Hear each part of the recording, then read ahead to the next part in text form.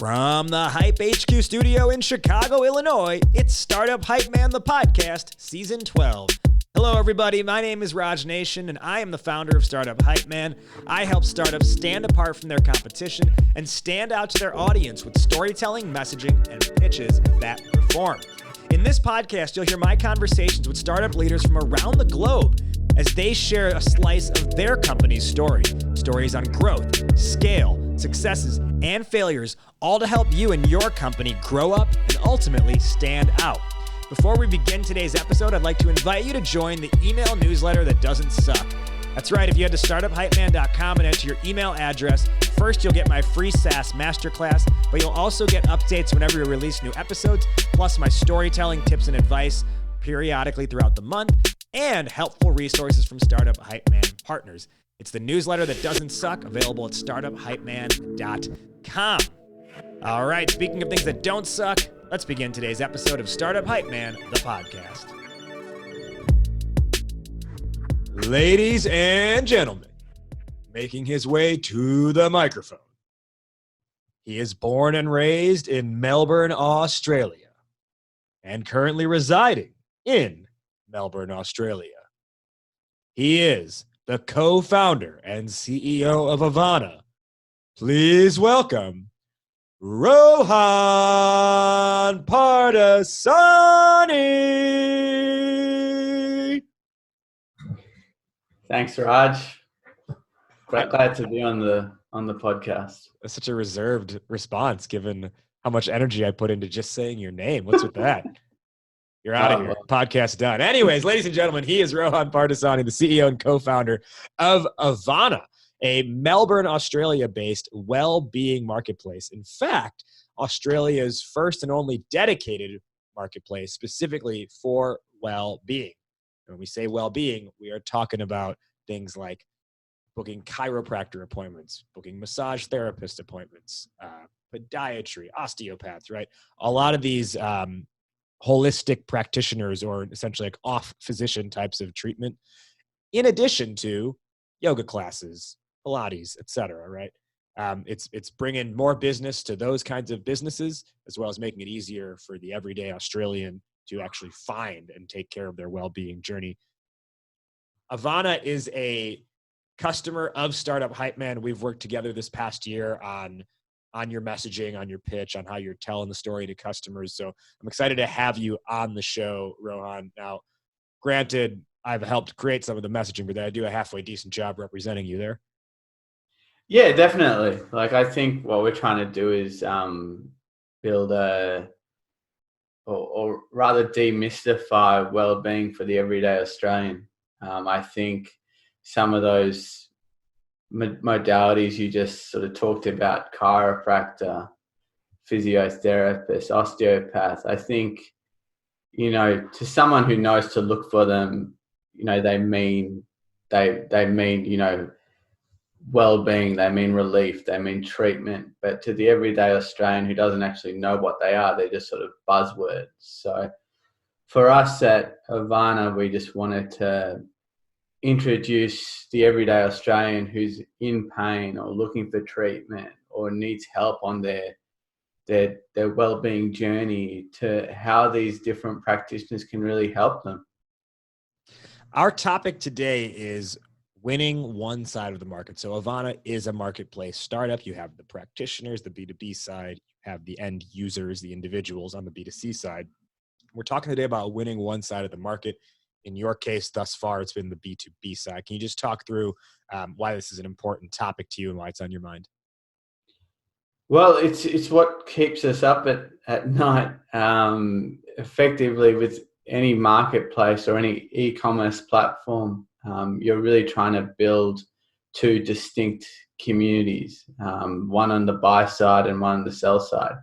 For us, it's Australians who are looking for help on their health and well-being journey, and it's practitioners on the other side, in allied health, natural health, fitness, and well-being, who are looking for a few more clients every week, every month to keep their business ticking over. They're looking to fill that white space in their calendars with new clients, because like like I know, new clients are the lifeblood of any small business. And if Avaana can help, that's great, because after all, these practitioners have sort of dedicated their professional lives to helping others. And that's something that should be celebrated. Well, you've done at least a halfway decent job of that thus far, having already pulled in 1,200 plus customers on the B2B side, as well as earlier this year, or in beginning of 2019, I should say, raising a $400,000 angel round. So before we dive into the specifics of Avaana and our topic of winning one side of the market, let's learn a little bit more about you, the man, Rohan. And as much as I've gotten to know you this year, what's funny is that like in our Slack messages, you'll give me shit about like how the Chicago Bulls are playing this year. So I know you're a big NBA fan. In fact, your dog is named Blake Griffin, right? Just Griffin. But, Griffin. But, he's definitely built like Blake Griffin. He's quite muscular, quite agile. He definitely speaks his mind. He loves a good meal. And, he loves doing zoomies around the park and around the front garden. There's no holding him down. But like Blake Griffin, so I feel he's got a really soft side. He's a bit misunderstood. He's very sensitive. So, yeah, look, Blake Griffin is not a bad analogy. My co-founder and wife, Dee, is a mad Boston Celtics fan. So I don't know if she'll necessarily agree with the analogy because she also loves Griffin. I'm sure she'd prefer you to compare him to one of her beloved Boston Celtics. But yeah, we're mad NBA fans in the Pardasani household. Who's even out? I mean, is Kyrie still on the Celtics? Oh my God. It's like you don't even watch anymore. Probably the most hated former Celtic now. Oh, you're right. No, you know who it is? Who it came from the Knicks? Wasn't it Enes Kanter went over to the Celtics? Yeah. Walker, I think came over from Charlotte. Yeah, you're right. Kyrie's not on the Celtics anymore. What was I thinking? Now, does Blake Griffin, the dog, is it like Lob City in your house where you just toss him treats and he plucks them out of the air? Yeah. So Blake Griffin has, I don't remember if you recall in the old LA Clippers days, there was Blake Griffin and Chris Paul. Yep. So we've got two dogs. The other dog's name is Merlin. Not Paul or not Chris. But he is like Chris Paul in the sense that he's the boss of the house and he tells Griffin what to do. So, it's all fun and games. They're also both endorsed by insurance companies. Your dogs, that is. So, okay. So dogs aside and NBA fandom aside, I'm curious, you're an entrepreneur now, but that obviously hasn't always been the case. And I don't think anyone's always been an entrepreneur, but you actually have a degree in law. So how did you, what led that transition from practicing law, and what kind of law were you practicing, into Avaana? Yeah, so I was a corporate mergers and acquisitions lawyer for the better part of 8 years. I worked in a firm or a couple of different firms in Melbourne. And I think over my journey as a lawyer, we were usually helping businesses and helping shareholders achieve an exit through the sale of their business. Or alternatively, we were helping them, or rather documenting the raising of capital from external investors. And I guess we were helping them a lot of times in what were the most sensitive and most, the largest transactions of their professional lives. And through that whole process, you sort of got a little bit of an insight into, what business must be about and their day-to-day lives, and what it means to be, the one actually calling all the shots and doing all the deals. And I think every M&A lawyer sort of feels this at one point in time, because we all think we're really smart and we all think that we're just, know everything, that, you've got a client on one side and you feel like, look, I can make better decisions. Like, this doesn't look that hard. Like, he's sort of, he more or less does what I say anyway. And you sort of yearn that, that you like me anyway. I sort of really wanted to be the one calling the shots, and I wanted to build something of my own. And that's a kind of the start of my entrepreneurial journey, just knowing that, there was always something more. I just wanted to be off the sidelines as an advisor, and I wanted to be in the main game. So that's, I guess, how my journey started. Take us through the sort of light bulb moment with Avaana. What was the story there?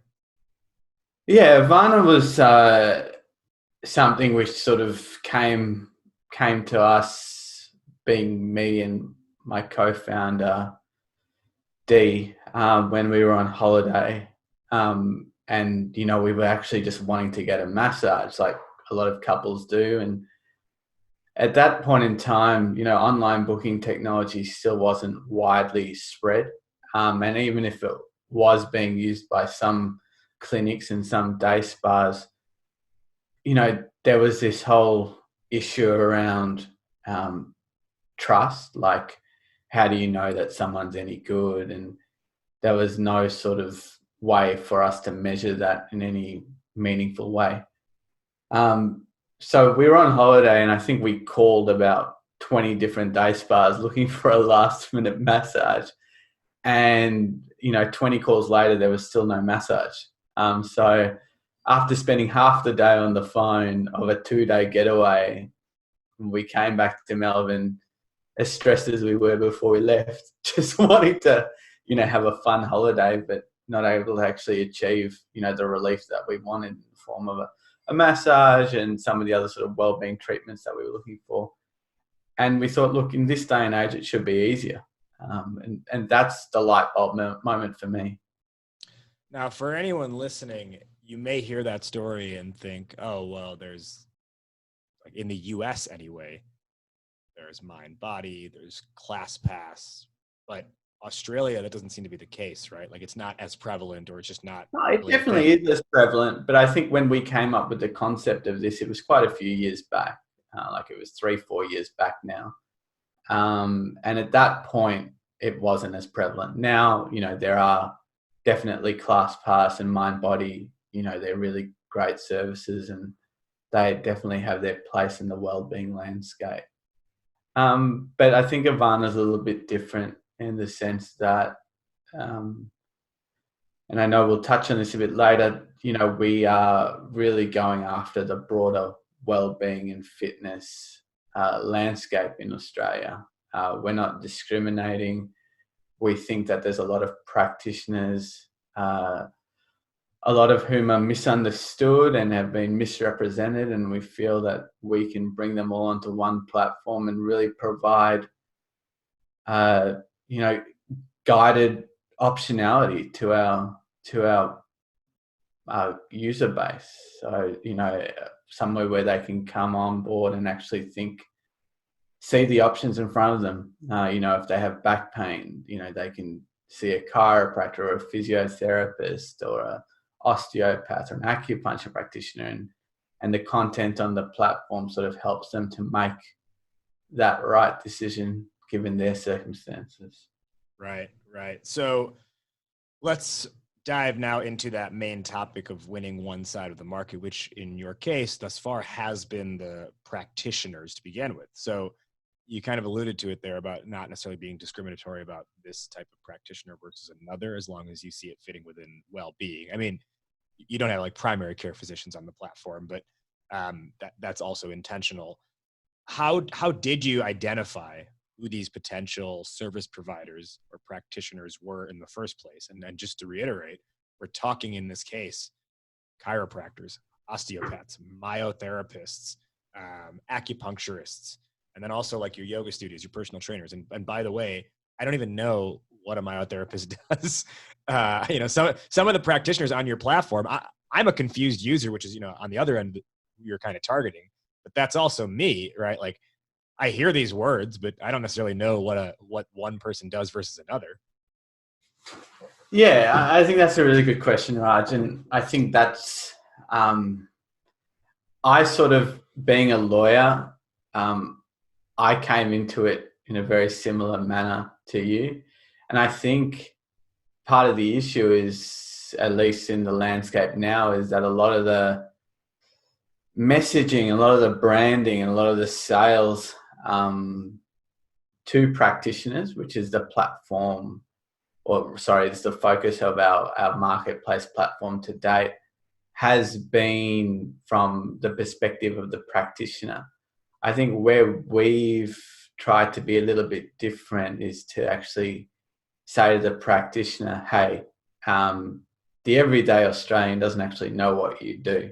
And that's why you need us, because our sole purpose in life is to really make your services appealing to them. And if we don't, then we don't actually make any money. So to them, it makes a lot of sense. You know, our business model is 100% results based. If we actually get a booking through the platform, then we charge the practitioner. And the added benefit, and what makes us a bit different, is that we integrate with their practice management system. So they're only actually getting bookings when they're otherwise twiddling their thumbs and just thinking, you know, when's my next client going to walk in the door? Mm-hmm. So I think, you know, to go back to your original question, it's been easy in the sense that a lot of our practitioners really resonate with the fact that, hey, we're trying to actually bring in people who wouldn't otherwise know to look for their services through their door.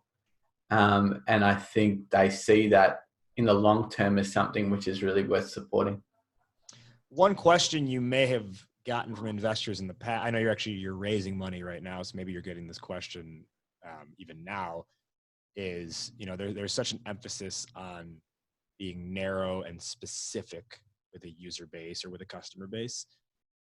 Now, as we've pointed out, you have a lot of different practitioners. They're all in well-being, but they're unique practitioners. And I recall when we were working on this messaging back at the beginning of 2019, we wrote it all down. We're like, holy crap, there's 19 different practitioner types. And that's if we're being conservative, right? But there's probably others we're forgetting about, at least in this list. So again, you may be getting this question from investors, but why go wide instead of just honing in on, I don't know, like 3 practitioners and be like, we're going to start here?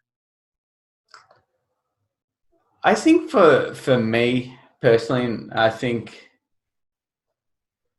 it was, it is something which has been raised quite a bit. For me personally, I thought the value or the value proposition was really in the breadth of offering.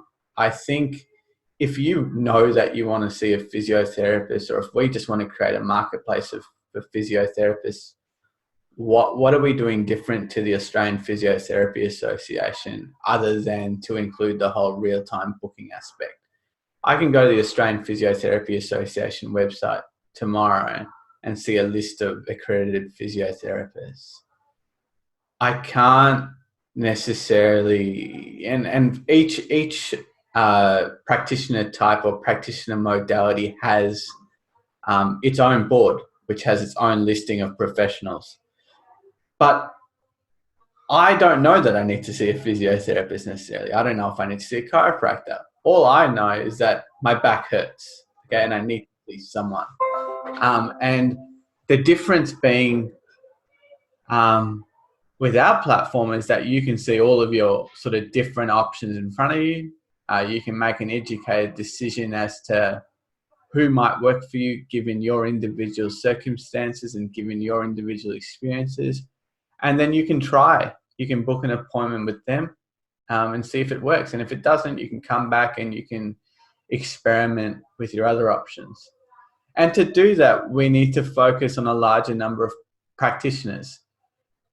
The other point is that from an outward facing perspective, yes, there are 19 modalities of practitioners listed on our platform. But in terms of our sales and marketing strategy, we aren't actively going after 19. We're actively going after about 7 or 8. And those 7 or 8 are ones that we think that we can do really well in, based on the competitive landscape in Australia in this health and wellbeing sector. But we don't discriminate. So if you want to come on to Avaana and we feel that you may meet the minimum requirements, to have the minimum expertise and experience to be listed on effectively our curated network, then, we're not going to say no to you. We're going to do everything we can to get you bookings. But it's just a certain level of like focused effort on your part across that those 7 or 8 or 9 specific practitioners. That's right. And, we've identified them based on our early successes with those sorts of practitioner types, to the point now that we're just trying to, not we're just trying to, but we are filling in gaps in our network. So the great thing about, or the great thing, depending on who you ask, if you ask our sales rep, it's probably not a great thing, but great thing from my perspective is that we're trying to fill, we're trying to, have a network by both suburbs in Australia. So we want a physiotherapist in each of the key suburbs in Melbourne and Sydney initially, and each of the 8 modalities, we want a practitioner in each of the key suburbs. And obviously we want a different types of practitioners in each of those suburbs, so that the user has choice. So with this, this focus, if you will, you've had success thus far. As I mentioned at the top of the show, 1,200 plus practitioners are on the Avaana platform, and that's kind of what we're basing this idea of winning one side of the market around to begin with. So can you talk through, let's take, the bulk of your customer base, maybe that set of 7 to 9. Can you talk through like what's been really the value proposition to them, and what are some of these conversations like that you're having and your sales rep is having? So I think like you preach to us, and they're not salesy. That's the number one rule. We feel that our product or our service is a no-brainer for practitioners. We take a lot of the risk, and we both effectively enjoy the upside, Avaana and the practitioner, if we're able to deliver on our promise. So what that means is that, yes, the sale, in inverted commas, is a little bit easier. But even then, it's still difficult, in the sense that what we're trying to sell to practitioners is effectively a dream.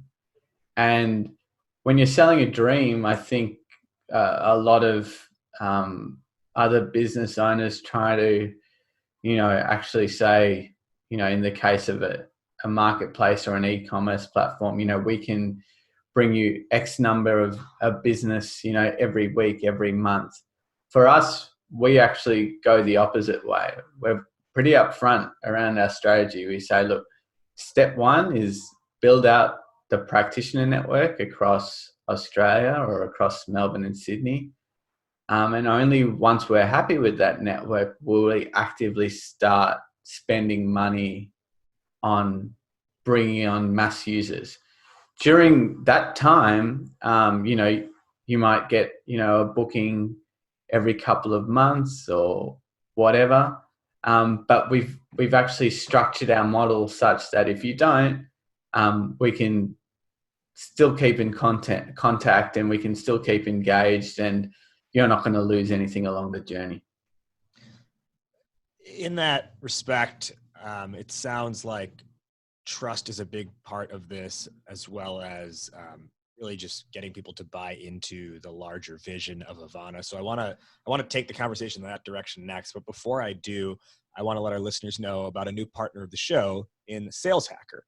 if you have been listening to the show for a while, then you know, really I've steered this more in a direction of having B2B startups as guests, or startups like Avaana that might be a marketplace, but they do have a B2B side in that marketplace. And Sales Hacker is the world's smartest community for forward-thinking B2B professionals. They got 135,000 members, and that means whether you're a CEO, a head of sales, or a sales rep, Sales Hacker is helping you get better at your job, period, with podcasts of their own, articles, webinars, and research from actual sales experts and practitioners, including yours truly, your boy, Startup Hypeman, Raj Nation. It's no fluff from outside content marketers, just like straight dope to grow your sales acumen. I really love what they're doing, and I'm so excited to have them as a partner of this podcast now and really just do more things in partnership with them overall. So if you want in on the Sales Hacker community, guess what? It's totally free. All you have to do is go to www.saleshacker.com. Again, you can join the Sales Hacker community for free and get access to the articles, the podcast, the webinars, the research, and more simply by going to www.saleshacker.com. We are here today with Rohan Pardasani, the CEO and co-founder of Melbourne, Australia wellbeing startup Avaana. And we're talking about how do you win one side of the market. Rohan, we just mentioned how a big element of this is trust and getting them to believe in that larger vision of Avaana. Can you speak to, in winning over these practitioners, just the extent to which that honesty goes with them and how you've been able to build up that trust and get them to buy into the vision? Honesty is, you've hit the nail on the head. Just being genuine and being honest in relation to the vision, in relation to your expected output, in relation to, you know, how you're planning on actually growing the platform. I think with any marketplace or any e-commerce platform, you want buy-in. You want buy-in on both sides of the market. And that's really important. And buy-in is all about trust. Otherwise, you know, there's no reason for them to actually use you. You know, they've still got businesses, they do their own marketing. You need to be able to think outside of the box and provide something different. And I think with our practitioner-driven content, that's been a real game changer in the sense that something a little bit different that we do on Avaana, where we actually have identified blog content as being something that practitioners really want to do. And by publishing or helping them to publish blog content on the Avaana platform, it's really contributing and helping them to become thought leaders in their industry. Yeah, so that walks into a question I wanted to ask later, but we'll talk about it now, which is this idea of really ramping up content on the Avaana site, and a lot of it's original content written by your team at Avaana, but a lot of it is also created by the practitioners themselves. So now, like, if we're just kind of taking this at face value, and we think through, like, what are the steps this side of the market has done on behalf of Avaana at this point, I don't mean to sound like, what's the word? Not vapid, but terse or ignorant about this in any way. I can't think of what is that word? I don't mean to sound blank about this, but in any case,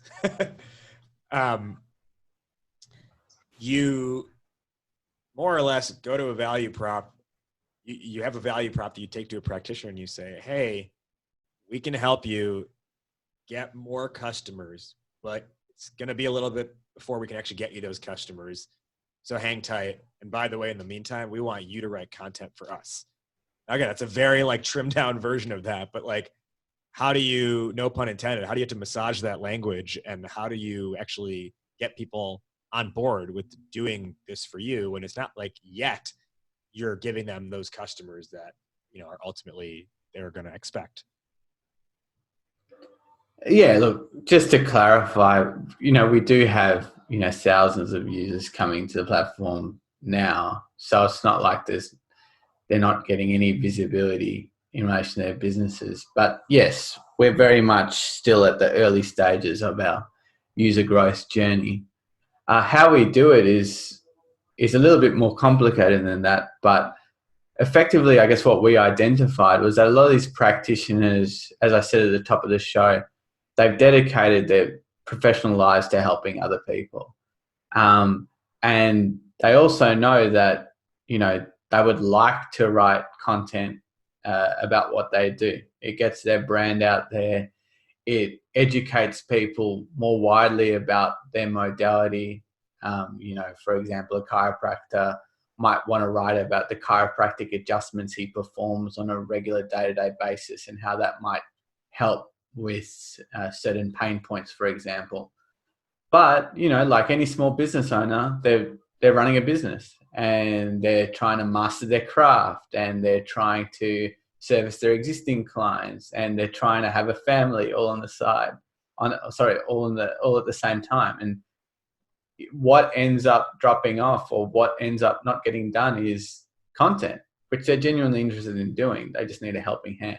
So our content program is really designed to actually strategize with them as to what they should be writing about.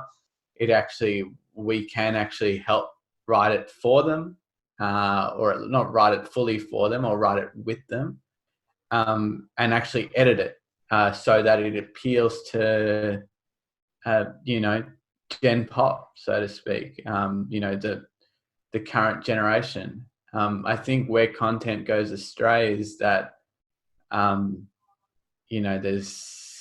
it doesn't relate to the target audience, and that can be really difficult, especially with health and wellbeing practitioners who want to talk about really complicated techniques that they may have just recently put into practice, or that might be at the cutting edge of their modality. But the modern generation just doesn't care. They just want to know how you're going to actually cure my back pain. So it's about finding that right balance, and that's where we can help, and that's where we can actually streamline the whole system to actually get the content out, by making it a priority. We're with CEO of Avaana, Rohan Pardasani, today on Startup Hypeman, the podcast. So, Rohan, you talked about how the content has been it really has been something that they want to get involved in, and it helps them as well, and you're able to support them in that process. So all of these factors that we've talked about thus far have helped win that, or get you to a point where you are winning one side of the market, right? In less than a year, you have pulled on 1,200 plus practitioners, which is, no small feat. And even if, again, no pun intended, no small feat for those podiatrists who are on your platform. Anyways, none of you could see it, but he just shook his head and silently went, "Oh my God." So,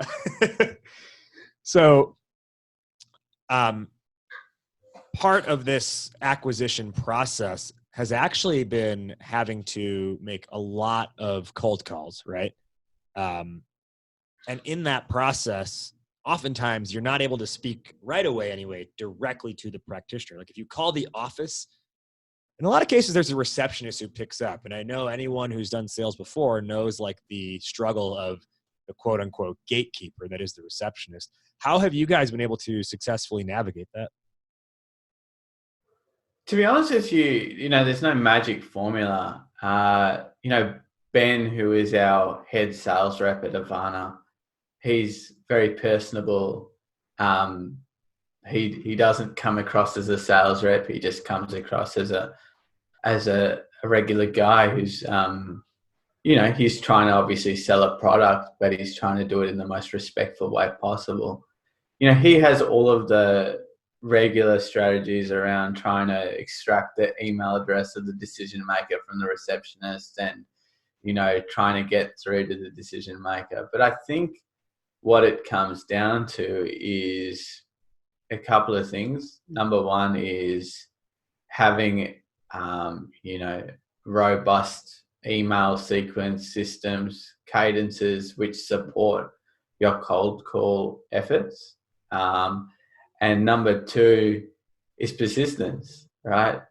You just got to, if you want to get the practitioner to join the platform, you just got to keep going until you get them. And also number 3 probably is just knowing when to give up. You know, in our space, there's no shortage of health and wellbeing practitioners, especially in the more populated cities in Australia. So if someone doesn't want to be someone doesn't want to be involved, then, you know, it's their loss. You know, we think that we're going to deliver a great product, and we are delivering a great product.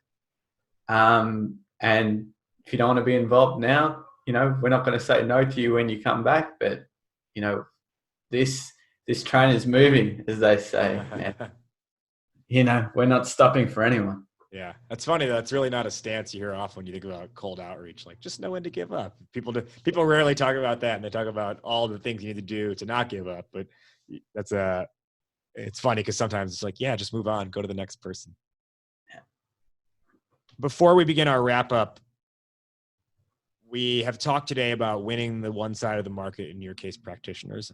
I have to imagine 2020 is going to be focused more, or at least part of 2020 is going to be focused more on the user side.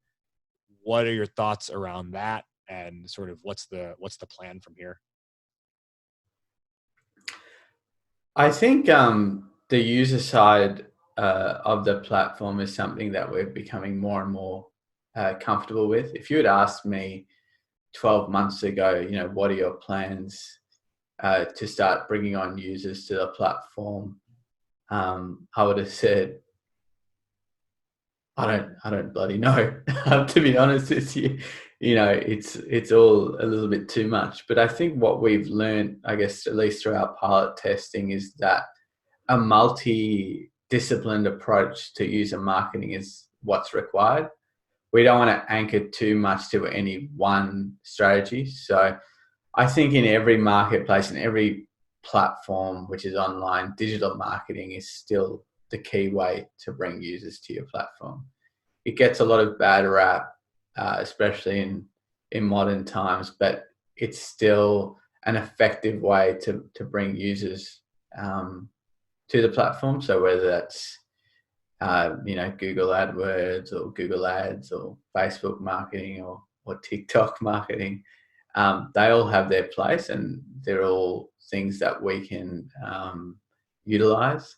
I think for Avaana, I think influencer marketing is going to be something which is really going to be important moving into next year, because I think effectively what we're trying to sell is our services which have been very much reserved for professional athletes and for people who are somehow in the know, like people who have, you know, this competitive advantage that people didn't or that the everyday Australian doesn't know about. You know, I remember we talked about our NBA fandom at the start of the podcast, and I remember seeing a documentary about how, I don't know if you remember a basketball player by the name of Grant Hill. Come on. I may not be in tune with today's NBA, but tell me anybody from the I can tell you about Arvydas Sabonis. Don't tell me about Grant Hill. Yeah, okay, go ahead. Documentary about Grant Hill. I think this is a good example, given that the podcast probably goes out mainly to the US. But I remember seeing a documentary where Grant Hill actually credited acupuncture as the reason why he was able to recover from his he had like a near-death experience. Latest injuries, and he actually credited acupuncture as the reason why he was able to prolong his career after those and recover from those injuries. So I feel like if we can actually get athletes, and if we can get, you know, influencers who are used to getting these sorts of treatments done on the regular, really communicate with the everyday Australian about how they can actually jump onto Avaana and get that same level of service for their everyday pain and for their chronic pain and other issues, then that could be really a game changer. So I think influencer marketing could really work well for us, especially because many influencers are locally based, and our service and our practitioners are also local. Right. Right. And you've already kind of started on that journey a little bit, at least on the athlete side with, I know you sponsor a semi-professional cricket team in Australia. Like your logo is on the, what do you call it? Is it the border? It's not the outfield fence, is it? Boundary. The boundary. Sorry. Boundary. Man, I should know that. The boundary, your logo's on that. I think you're on their jersey as well, which is really cool to see. As we begin our wrap up, where can our listeners learn more about Avaana and find you? Yeah, definitely. So they can learn more about avaana.com.au. We should have our iOS app launching early Jan. They can also find out more about me by following me on or connecting with me on LinkedIn. Rohan Pardasani. I'm sure the details will be circulated with the podcast.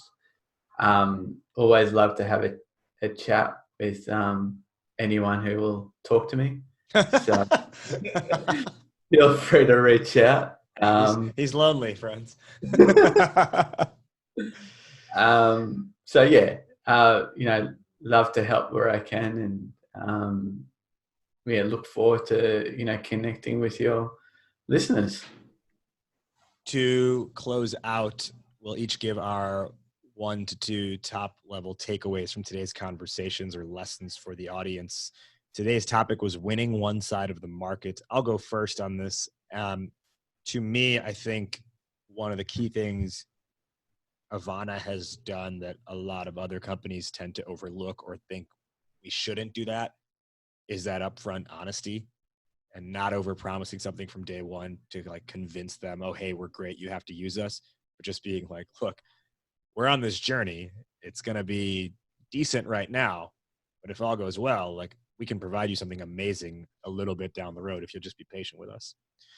Rohan, what is your 1 to 2 top line takeaways or lessons for the audience on winning one side of the market?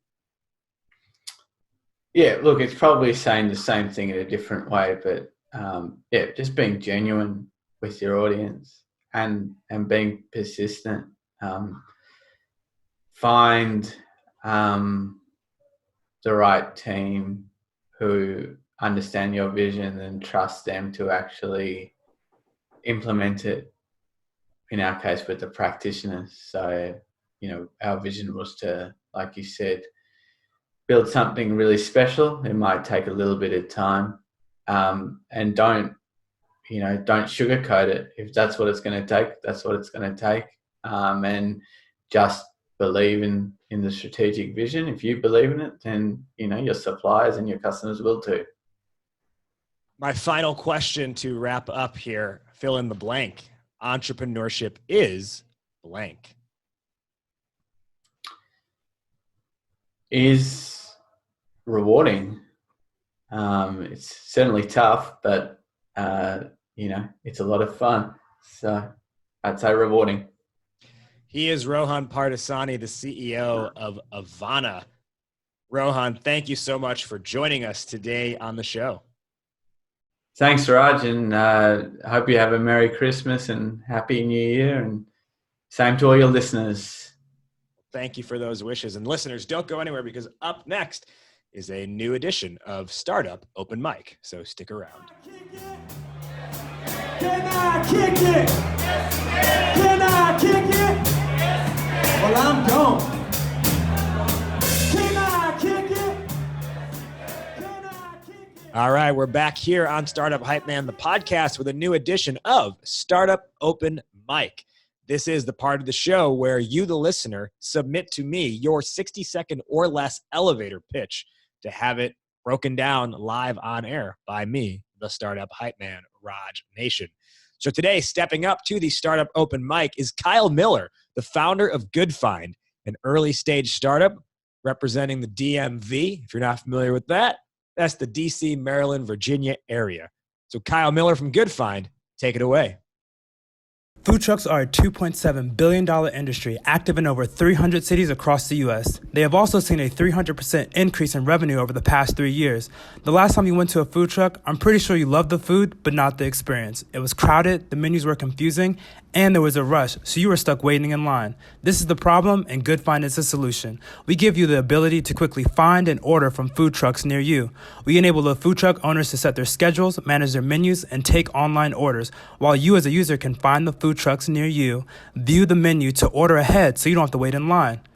We have been around for about a year, and we have over 30% of the food trucks in the DC, Maryland, Virginia area on our platform. We're growing by 30% month over month and have over 2,500 users on our platform with no marketing or paid advertisement. We have in-house expertise in design, development, and product ownership. So next time you're looking for a food truck, download Goodfynd. All right. Thank you, Kyle. So I really liked the general flow of your pitch. Excellent job there. I think you've definitely got the right elements in place and for the most part in the right order to identifying that problem up front and then allowing that to lead into ultimately the solution. Here's some feedback I've got to optimize it and make it even better. You start off the pitch with food trucks are a $2.7 billion industry active in over 300 cities across the United States. They've also seen a 300% increase in revenue over the past 3 years. Those are good stats, but don't lead with those. For an elevator pitch, lead with something that's more personal and emotional. So I would take that section that I just read back there or recited back and bump it to the end of the elevator pitch. Because I'm not going to really get hooked in by numbers, right? You want me to have something that I can have like an emotional attachment to, something that allows me to experience or feel the pain or resonate with it. I always say no one can visualize what 2.7 billion of anything is, right? There's zero emotion around 2.7 and around 3 billion of anything. And the other thing you have to realize is that in this type of an elevator pitch, you have it designed for an investor. Those kind of numbers are like table stakes, right? Like don't try and win them up front on, hey, we have this big of an industry. Have that information, but put it more on the back end because you wouldn't be talking to them unless you had a big industry, unless the industry was growing, right? So move those two stats, 2.7 billion industry across 300 cities and 300% year over year increase in revenue. Move that to the back end of this elevator pitch. And then when you can start with is how you talked is what you then said, which was, if you've ever been to a food truck, then you know what the experience is like. You have to wait in line, it's crowded, etc. So I would just start off with that. Once you identify the problem, you have this transition where you say, this is the problem and Goodfynd is the solution. I would cut out that part right there because it's obvious based on what you just said that was the problem. You don't need to then highlight it for people that, hey, what I just said is the problem. Now I'm going to speak about the solution. I would find a better segue. Something that's got a little like more pep or zip to it. So after you go through those few sentences of the problem of the crowdedness, menu issues, all that stuff, then you could go to something like, for example, let Goodfynd fill your plate. And from there, you then move and talk about the solution. Speaking of the solution, the way you currently phrased it was you say, Goodfynd helps food truck owners to set schedules, manage menus, and take online orders. While as a user, you can find the food trucks near you, view the menu to order ahead so you don't have to wait in line. Now, I think it just gets a little bit mouthy at that point. So I think the way we can trim this is by modifying it to something like, I think something as simple as Goodfynd helps food truck owners streamline their operations and helps foodies and helps, their customers find or place the orders ahead of time, right? It could be as simple as that. We help food truck owners optimize their operations and we help their patrons get their food the second they walk up to the window. That is a way you can trim down what was probably like, 3-4 sentences that took a lot of time. You could trim it down to essentially one sentence with a comma. And I think it won't make the listener kind of get caught up in the details at the end of the day. The back end where you explain the growth of the company thus far, I think is great. And then I would just add in those industry stats on the back end. Probably don't necessarily say like we have an accomplished team. I think that's just kind of like, yeah, okay, I get it. You already made your case with the other points there. So that's my feedback with Goodfynd. Thank you, Kyle, for submitting to this edition of Startup Open Mic. And that will officially wrap up this episode. If you have a startup that you want to submit for Startup Open Mic right here on Startup Hypeman, the podcast, then of course, all you have to do is email media@startuphypeman.com. My media coordinator will get that file from you, and I'll take a look at it. When you submit, make sure you submit it as a downloadable audio file so that we can insert it into this episode. So shout out again to Goodfynd and Kyle Miller. Good luck on your journey. Thank you for submitting for this week. And I will see you again soon on Startup Hypeman, the podcast. That concludes this week's episode. Thank you so much for listening. If you liked what you heard, you can share this episode with a friend, or you can leave a rating and review on the Apple Podcast page. When you do that, it boosts us in the search results, and ultimately that means more entrepreneurs will listen, which means we share the message, we spread the mission, and support more entrepreneurs at the end of the day. You don't have to stop with the podcast if you want more. And if you are interested in telling your company's story better across your demo calls to investors and to any audience you seek, well then why not have a conversation with me? Head to startuphypeman.com, fill out a form there, and let's talk. If you've got recommendations for future guests for the show, or you want to be a guest on the show yourself, email media@startuphypeman.com. That'll tie a bow on this one. Thank you again to this week's guest for joining. I am Raj Nation. You have been listening to Startup Hypeman, the podcast. We will see you next time. Hype man out, word up, raise up. Got you howling at the moon. Yeah. This a dance with the devil, girl. Instead of sundown too. Yeah. This a dance with the devil, girl. Tell me what you gonna do. This a dance with the devil, girl. And if you can't get it loose, then fall into the truth. It got you howling at the moon. Yeah. This a dance with the devil, girl. Instead of sundown. Yeah. This a dance with the devil, girl. Tell me what you gonna do. This a dance with the devil, girl. And if you can't get it loose, then it's a dance with the devil.